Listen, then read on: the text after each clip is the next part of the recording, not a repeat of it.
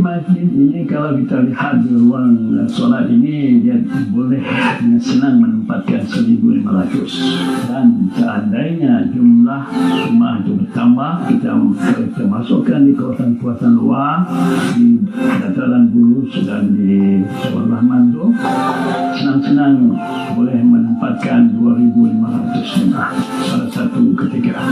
Okey, macam mana membantu masjid ini dari segi urus takdir yang mungkin berkonflikkan kan? Bercerita sedikit tentang pengurusan lembaga yang diketuai oleh saya sendiri adalah untuk membantu menyelia masjid, tetapi pengurusan dan operasi masjid sepenuhnya dilaksanakan oleh jawatan kuasa pengurusan masjid ini sendiri. Kami macam satu keluarga bekerjasama untuk memastikan apa jua keimarahan masjid agar berjalan lancar. Tuan, yelah tadi baru masuk dalam ni kan nampak macam wah, macam baru, putih, bersih, semua nampak cantik lah. Sangat cantik. Dia punya desainnya ke bentuknya memang sesuatu. Sebab sudah ada beberapa masjid yang kita pergi dan saya rasa ini adalah masjid yang unik. Kalau Tuan Haji boleh kongsikan tentang desainnya, mungkin diilhamkan dari mana-mana masjid, barangkali boleh kongsikan. Memangnya lah kalau masjid ini masjid bahagian kita hendaknya cantik and presentable. Bila orang datang ke Bandar Emiri, boleh lihat dia, tengok dia masjid ni, wow, cantik. Jadi dia tak datang, kita bukan di situ sudah masuk dia. Itu yang menjadi pertemuan dulu apabila rancangan untuk mengubah suai naik taraf masjid ini. Kita mahu dia sesuatu yang unik, sesuatu yang cantik lagi dirimin. Tak ada masjid lain yang cantik ini. Kalau kita lihat dari segi architecture yang ada ini, sememangnya kita lihat, kalau kita lihat pun dia, kalau kita masuk pun kita membayangkan kita berada di Middle East. Mungkin di Masjid Al-Aqsa ataupun di Masjid di Madinah dan Makkah. Jadi elemen-elemen ini adalah ilham yang diambil dari Masjid Al-Aqsa ataupun dari Masjid Nabawi ataupun Makkah dan lain-lainnya. Kalau kita lihat daripada tempat kita masuk tadi kan, kalau kita tengok di atas tu, kita akan melihat kubah, dan desain kubah itu dia punya satu ikon yang di tembatannya orang Melayu dan orang Melanau tu tengok terena atau terena. Yang tu. Yang tu kalau kita ikut yang tu kan. Itu ada, kita nanti. Itu elemen-elemen tempatan yang kita incorporatekan. Apa aktiviti pengisian di masjid ni, terutamanya pada guru wanita dan yang lain-lain lah. Ahli jawatan kuasa pengurusan masjid di sini sangat aktif. Setiap biro memainkan peranan masing-masing. Di antaranya biro hewa. Biro hewa dia akan mengadakan aktiviti hafal Al-Quran. Selain daripada itu ada kelas Al-Quran untuk golongan dewasa, kanak-kanak. Benda lain ada tidak yang macam yang bukan pendidikan macam hobi, like ada yang macam kesukanan? Ada.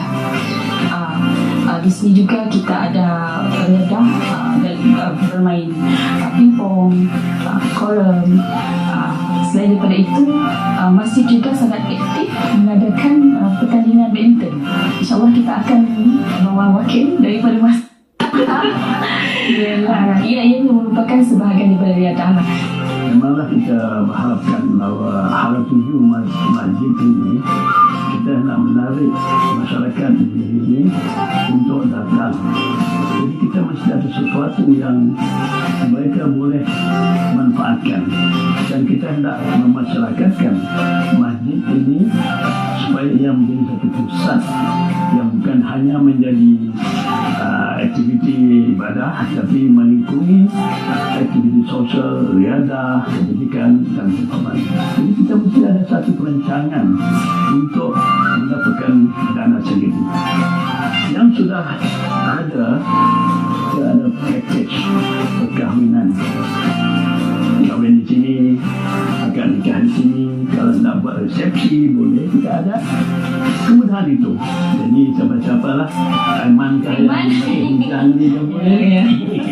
Kau harus tahu ini. Satu lagi yang kita rancangkan untuk tahun depan, kita sudah pun adalah untuk menempatkan vending machine, iaitu menempatkan minuman dan snack-snack. Kita hanya memberikan tempat, tapi yang akan menguruskan adalah asosiasi. Kita hanya menerima sewaan. Semua daripada syarikat mereka itu pun baik, tapi dia tidaklah sustainable. Tapi kalau kita ada sumber sendiri, macam urusan nikah kahwin tadi, kita uruskan betul-betul, kita wawakan betul-betul dalam media, dalam ini. Satu tahun itu mungkin aku wawakan untuk kahwin. Kalau saya ada kepolisi, ada tempat untuk ini. Itulah harapan kita lah daripada pengurusan ini. Jadi kalau kita dapat bergerak, usaha haluan, bekerjasama, kita mempunyai sinergi yang baik, yang mantap. Wah, Tuan Haji, saya pun rasa macam tidak sabar sudah untuk melihat kawasan dalam Masjid At-Taqwa ni. Jadi boleh kita pergi meninjau-ninjau sekarang? Ya, boleh. Kita akan pamerkan, kesokan apa yang ada di sini dan boleh orang luar tahu supaya mereka dapat datang ke Miri, menumpu kepada At-Taqwa Miri. Okey. Cantik di Miri. Memang cantik dan indah Masjid At-Taqwa ni selepas pengubahsuaian. Daripada perbualan tadi difahamkan 3 kriteria seperti pencahayaan semula jadi akan sebagai sebahagian daripada sistem pencahayaan dalaman. Bagi demarkasi ruang, kesenangan ruang yang jelas agar keseluruhan ruangan masjid tampak luas dan berkesinambungan.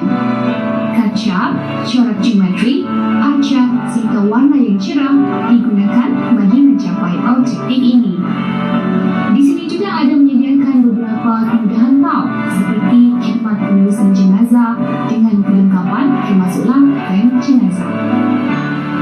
Ruang bilik air dinaik taraf agar lebih selesa dengan penggunaan tingkap kaca luksinar agar memberi pencahayaan yang cukup terang juga mudah dibersihkan dan cepat kering. Wan, mari kita mau makan ni, Wan. Depan ni dah. Depan ni. Depan ni.